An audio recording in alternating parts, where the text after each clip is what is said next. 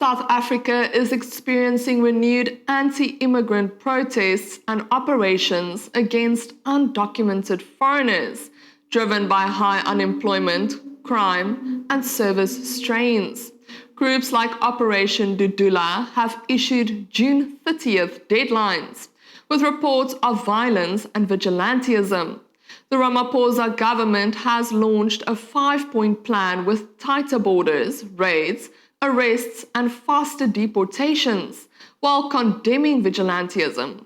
This has sparked strong backlash across Africa, with Nigeria, Malawi, and others organizing repatriations, diplomatic protests, and boycott calls against South African artists and products. The situation remains fluid. The brand, it is hurting. We can't lie about it. The backlash, and that's why part of the work that we are doing as government as well through DECO is engagement with businesses abroad, South African companies abroad. Minister Lamula has met with them, and we're providing services, support services and consular services for those businesses on the continent and outside the continent, so that where they face a backlash, where they face difficulties, there would be. One of the areas that we would have to look at as well, that has come to my attention as well, it's our artists. Majority of South African artists perform on the continent, and many of them are seeing their gigs being cancelled.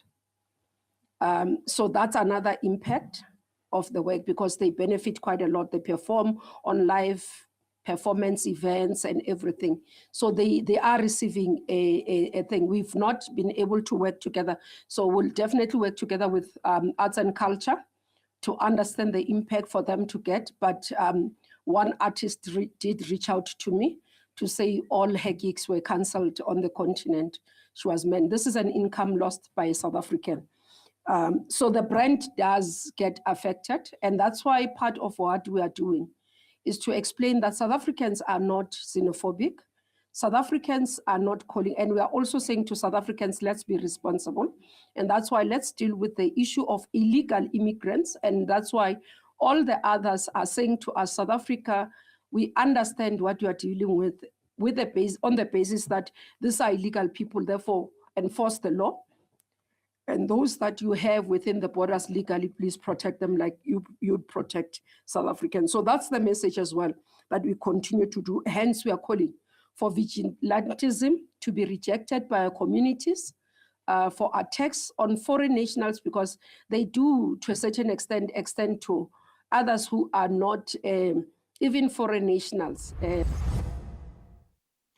South African Home Affairs Minister Leon Schreiber announced the cancellation of over 2,000 fraudulently obtained study visas after a special investigating unit investigation that analyzed more than 1 billion data points. This is part of a broader immigration crackdown and ongoing data cleanup, despite the department having only 832 immigration inspectors.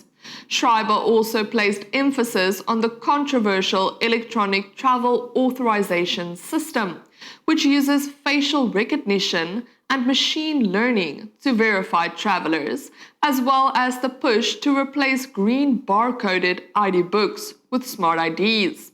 He noted that plans for a voluntary digital ID system are moving forward. Critics warn that expanding these biometric and digital systems significantly increases government surveillance capabilities, centralizes sensitive personal data, and raises serious privacy and security risks.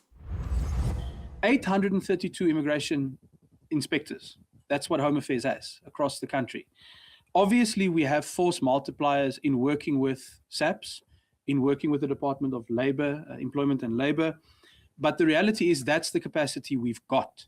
And so on any given day, that gets stretched because it is a very small group of people doing very, very extensive work. The fact that we have over 40,000 from January, given that there are only 832 inspectors, that demonstrates to you the extent of which, the extent of the work that is happening by this relatively small group of individuals. But I would also say we are looking at ways in which technology can augment this. The ability to verify generally involves biometric checks against our databases, but there is also an examination of papers. Unfortunately, we still have some paper-based systems, as well as interviews. So it can become quite an intensive process. I think what we're seeing in Durban right now, as it relates to the Malawians, I think there are about 7,000 of them now currently in this one location. And Home Affairs has 56 of those officials on the ground working around the clock to make sure we do that verification process. So it is quite labor intensive. And I think that answers the question around capacity. Nigeria, following suit, has intensified efforts to tackle illegal migration and bolster internal security with its army troops, in collaboration with the DSS, NSCDC, and Nigeria Immigration Service, arresting 46 suspected illegal immigrants during a targeted operation in Ogun State, which began late last week. The suspects, 36 males and 10 females, have allegedly been living in the surrounding area for about 6 months without valid documents. The individuals claim to be merchants and workers affiliated with a QNet online marketing platform. They have been transferred to the Nigeria Immigration Service for further investigation and possible deportation proceedings. AfCFTA Secretary General Wamkele Mene stated on Friday that Tunisia is well positioned to diversify and expand its exports across the African continent under the AfCFTA. At the conclusion of his working visit, Mene highlighted Tunisia's early ratification of the agreement and participation in the Guided Trade Initiative. While over 66% of its exports currently go to the EU, he emphasized strong opportunities to grow trade into other African markets, particularly West Africa. A joint action plan was agreed with Tunisian authorities to boost private sector engagement, trade facilitation, logistics, and investment. Mene will return later this month for the Tunisia Investment Forum. The purpose of our visit here was twofold: to strengthen our relationship, ZLECAf Secretariat and the government strengthen the relationship, the collaboration, and the partnership. The second part of our visit involved the collaboration with the private sector. We discussed a great deal with the private sector this morning about opportunities that are available to the private sector and how those opportunities can be leveraged. I noted in particular that Tunisia has a very unique opportunity because on the face of it, it appears as if the fact that the country has over 66% exports that are going to the European Union, but that actually is an opportunity to diversify further. And so the message that we want to underscore after this visit is that the continent of Africa is open for business for Tunisia beyond COMESA. So we've committed to work with the Minister of Trade and the Minister of Foreign Affairs to develop an action plan that is going to be twofold, bilateral, but also will take us to the multilateral platform, which is the African Union. And so this is part of the shared ambition between the African Union, ZLECAf Secretariat, and the government to enhance trade and investment within our continent. Somaliland President Abdirahman Mohamed Abdullahi is on a historic first state visit to Israel, following Israel's recognition of the breakaway state in December 2025. On Sunday, he met with President Isaac Herzog in Jerusalem. The visit also includes the official opening of Somaliland's embassy in Jerusalem and the 8th country also to do so, meetings with Prime Minister Netanyahu and Foreign Minister Gideon Saar, and an address to the Knesset. Both sides highlighted shared interests in security, countering extremism, and maritime stability. The move strengthens growing Israel-Africa ties despite regional criticism. I'm honored with my delegation to be in Israel and to be received the second time in this great room, historical room. And we have been working beyond the curtains for more than a year. And we are grateful that Israel government has recognized Somaliland on 26 December 2025. And equally more important is that I came here as head of government of Somaliland, as president of Somaliland, for the first state visit in Israel, the first of its kind in any country. The relationship between Somaliland and Israel is of growing importance. It is grounded in mutual interests. There are countless areas in which our two countries can cooperate in economic fields. There is a strong potential for investment, trade and expansion. In the security field, there is a clear basis for dialogue, institutional cooperation, capacity building, and information exchange to address shared challenges. The opening of Somaliland Embassy in Israel, which represent a major step forward in formalizing and deepening our engagement.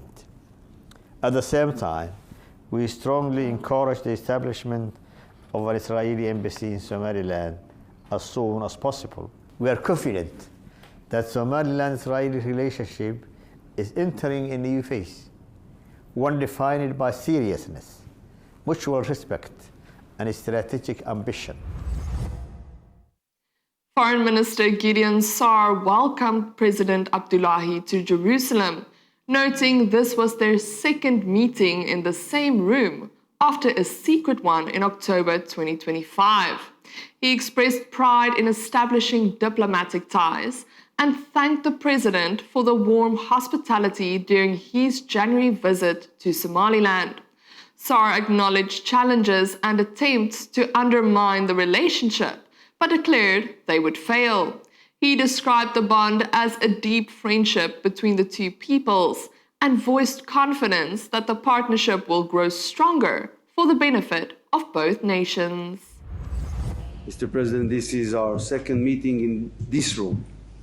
We met here discreetly last October, but the media didn't know at the time, so we revealed that.